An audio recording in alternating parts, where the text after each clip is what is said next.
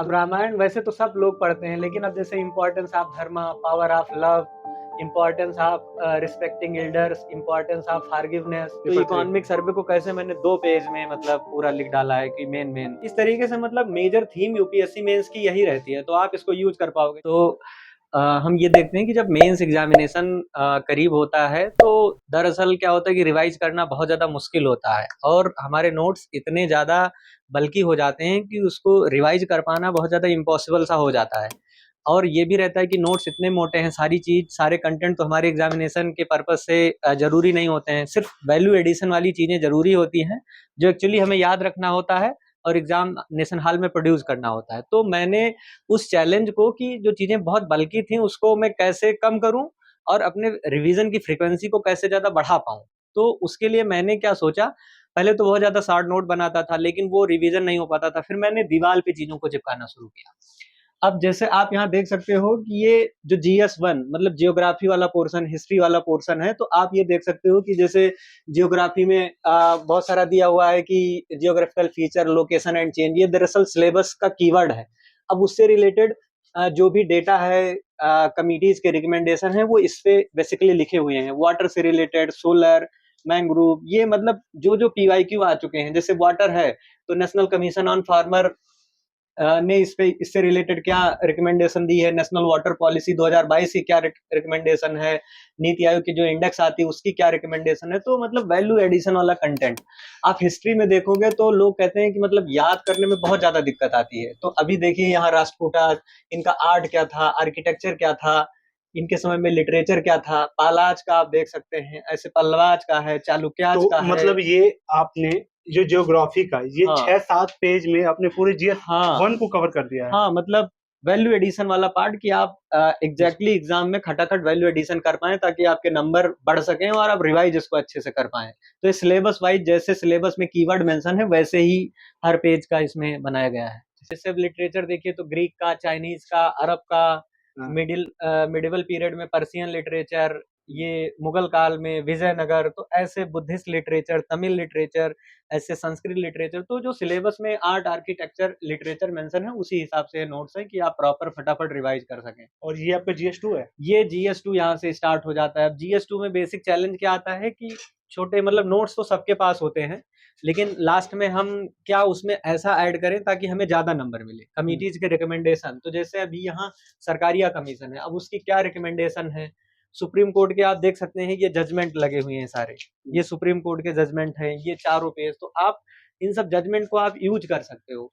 Second ARC की recommendation, यहाँ आप national commission to review working of constitution उसकी रिकमेंडेशन, तो ये एक सब आप बार देख सकते लिखने के हैं। बाद जब आप एक बार इसको लिख लेते, चाहे जीएस 1 हो, जीएस 2 हो, चाहे जीएस 3 हो आपका, जी। कुछ वैल्यू अगर एडिशन इसमें करना हो, वैल्यू एडिशन करना होता था तो फिर कैसे करते थे? तो अब इसका थोड़ा सा ये चैलेंज है, अगर आपको वैल्यू एडिशन करना होगा तो या तो आप ऊपर चिपकाएं चिपकाएं, अच्छा। या तो हालांकि ये मैंने प्रॉपर इस तरीके से किया है कि जैसे आप देखिए कि जुडिशरी, लोकल गवर्नमेंट, हाँ। यहाँ पे आप देख सकते हैं कि ये इलेक्शन से रिलेटेड रिकमेंडेशन है, ये सेंटर स्टेट से रिलेटेड है। हुँ। तो इस तरीके से मतलब मेजर थीम यूपीएससी मेंस की यही रहती है, तो आप इसको यूज कर पाओगे। जैसे ये डीपीएसपी से, ये फंडामेंटल ड्यूटी, ये फंडामेंटल राइट, आप यहाँ देखिए एग्जीक्यूटिव से रिलेटेड क्या, सोशियो इकोनॉमिक डेवलपमेंट से रिलेटेड क्या रिकमेंडेशन है, तो ये ऑलरेडी ऊपर आप देखिए आईआर के बारे में कि मुझे ब्रिक्स। लगता है ये आपका न्यू आपने ऐड किया हाँ है, हाँ, ये 2 ये पेज, मैंने है ना? लास्ट में ऐड किया है। Okay, okay. तो बाकी इधर भी मैं दिखाना चाहूँगा कि लास्ट में जैसे एथिक्स इन गवर्नेंस एक सेकंड एआरसी की रिकमेंडेशन है, तो ये सारी चीज़ें। फिर फ्लो चार्ट, इधर जीएस 3 की चीज़ें लगी हुई हैं, मैं आपको बताऊँ।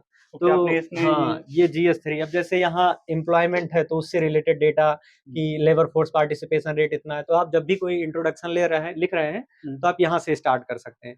स्किल डेवलपमेंट, पॉवर्टी, ये सब सिलेबस में एक्चुअली कीवर्ड मेंशन है और उससे रिलेटेड डेटा भी अगर आपके वॉल पे है तो आप बार-बार रिवाइज करना आपके लिए आसान है। लग कीवर्ड से मैं ऐसे ये बताना सारे चाहूँगा कीवर्ड कि के ओरिएंटेड ही हाँ, हैं। हाँ, कीवर्ड, क्योंकि सिलेबस में आप देखेंगे हाँ। तो आपको एम्प्लॉयमेंट से रिलेटेड पहला ही वर्ड मिल जाएगा, इंक्लूसिव ग्रोथ मिल जाएगा, पॉवर्टी मिल जाएगी। ये हुँ। जीएस 2 जीएस 3 के सिलेबस में एग्जैक्टली मेंशन है। ओके।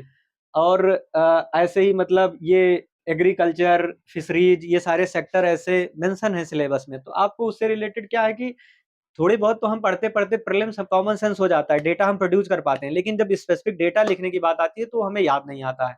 और वही सारी चीज़ें यहाँ पे जो हमें स्पेसिफिक याद रखना है वही, जैसे MSME, industry, agriculture export, electronic sector, textile, e-commerce, telecom, tourism, insurance, ये आप देखिए इकोनॉमिक सर्वे जो कि माना जाता है कि बहुत ज़्यादा यूज़फुल होता है आप अगर इसको ऐड करें। तो पेपर 3 इकोनॉमिक सर्वे को कैसे मैंने 2 पेज में मतलब पूरा लिख डाला है कि मेन-मेन अच्छा, जैसे सिर्फ ये 2 ही पेज हाँ, में इस सिर्फ बार 2 का पेज में लेटेस्ट वाला इकोनॉमिक है? सर्वे हाँ, लेटेस्ट है। ओके। अब इधर हम लोग आएँगे तो जीएस2 का मेजर पार्ट क्या होता है कि लोग समझते हैं कि सिर्फ पॉलिटी है, लेकिन हुँ, जीएस2 में गवर्नेंस, हुँ, सोशल जस्टिस हुँ, ये सारी चीज़ें भी हैं और लगभग 2-2 3-3 क्वेश्चन आते हैं। तो बेसिक लेकिन यही फोकस रखना है कि सिलेबस में जो वर्ड मेंशन है, अब जैसे यहाँ लिखा है developmental process and industry NGO self help group, ये सिलेबस में मेंशन है। अब उससे रिलेटेड इसमें डेटा सारे लिखे हुए हैं, कॉन्स्टिट्यूशनल आर्टिकल, कौन सी कमेटी की क्या रिकमेंडेशन है, कौन-कौन से जैसे हम एनजीओ के द्वारा कौन-कौन से प्रोजेक्ट चलाए जा रहे हैं, तो वो सारी चीज़ें। ऐसे ही मतलब इम्पोर्टेंट एस्पेक्ट ऑफ गवर्नेंस, क्या रैंकिंग है इंडिया की, फाइनेंशियल इंक्लूजन कितना है इंडिया में, लिटरेसी क्या है, तो ओवरऑल क्या है कि ये पूरे जीएस2 के सिलेबस को डिकोड मैंने करके रखा है। ये पॉवर्टी, हेल्थ, एजुकेशन, हुँ। यहाँ पे है government policies and intervention for development, schemes for vulnerable section. अब ये जिसको यूपीएससी सिलेबस पता होगा उसको समझ में आ जाएगा हुँ। कि एक्चुअली में ये चीज़ क्या है। आपने इधर भी अपने पूरा चारों तरफ आप गाइस देख सकते हैं, हाँ, तो सर के रूम दरअसल में सब कुछ इनके दरअसल सारे नोट्स लग रहा है दीवालों पे ही आ गए हैं। दीवालों पे ही। और अब ये चैलेंज है जीएस3 में जैसे बहुत सारी ये कमिटीज़ टोटल होती हैं। जीएस 3 आपका? नहीं, ये जीएस3 ये दरअसल कमिटीज़ की रिकमेंडेशन है। ओके। आप चाहो तो जीएस2 1 जिस हिसाब से आप बैठा पाओ, जहाँ क्वेश्चन मिल जाए, आप यूज़ कर सकते हो। हुँ, तो लगभग 50 कमिटीज़ होंगी जिनकी रिकमेंडेशन है, यहाँ से लेकर के 1, 2, 4, 5, 6 मतलब 10 पेज होंगे। ये आप देखिए पूरे कॉन्स्टिट्यूशनल आर्टिकल की मतलब 52 से लेके हर आर्टिकल में क्या-क्या चीज़ें एक हैं, क्विक मतलब रिवीजन के लिए क्विक आपने रिवीजन के करा। लिए। ये पूरी फंडामेंटल ड्यूटी हाँ, ये डीपीएसपी लिखी हाँ, हुई है। हाँ, हाँ। और ऐसे ही आप देखोगे तो ये जीएस4 के लिए मैंने लिख रखा था, अच्छा रामायण से कौन-सी चीज़ें लिखी जा सकती हैं, कुरान से, यहाँ पे जीसस की ये कौन-सी क्या है बातें इम्पोर्टेंट हैं। रामायण और कुरान और गीता में आपने क्या बेसिकली लिखा है? जब हम जीएस4 एथिक्स का पेपर लिख रहे होते हैं, तो हुँ, वहाँ पे जितना ज़्यादा आप इन सब चीज़ों का रेफ़रेंस दे पाएँ, हुँ, कि हमारे जो रिलीजियस टेक्स्ट हैं उससे हम क्या एथिकल वैल्यूज़ ड्रा करते हैं, क्या एग्ज़ाम्पल हमारे हो सकते हैं। हुँ, तो वो एक्चुअली जब आप कीवर्ड में लिख के रहते हो तो आपके लिए अब जैसे एक वर्ड है तकवा, हुँ, ये कुरान में कहा गया है तो fear of Allah before doing wrong. तो अगर आप ये वर्ड मेंशन कर पाओगे तो थोड़ा आपको एज मिलेगा कंपेयर टू दूसरे के। ओके। और लेकिन ये वर्ड अगर आप लिखे नहीं हो तो आपको याद ही नहीं आएगा वहाँ पे। अब तो रामायण वैसे तो सब लोग पढ़ते हैं, लेकिन अब जैसे importance of Dharma, power of love, importance of respecting elders, importance of forgiveness, importance of fighting for what is wrong, तो ये सारी चीज़ें आप लिखे रहते हो तो क्लिक जल्दी करता है आपके दिमाग में, बहुत जल्दी-जल्दी क्लिक करता है। ओके, अगर चीज़ों को समराइज़ करें तो क्या आप ये कह सकते हैं कि नोट्स ना बनाएँ, कुछ अगर ऐसा 2-4 पेज में किया जा सकता है? और दूसरी बात, आपको लगता था कि ये जो मैंने किया हुआ है ये इनफ है? क्योंकि बहुत से कैंडिडेट ऐसे होते हैं, जब तक उनको एक मोटा-सा बुक नहीं लगता है कि ये मेरा पूरा भरा होना चाहिए एक नोट से, तब जी। तक उनको मन में सैटिस्फैक्शन नहीं होता है।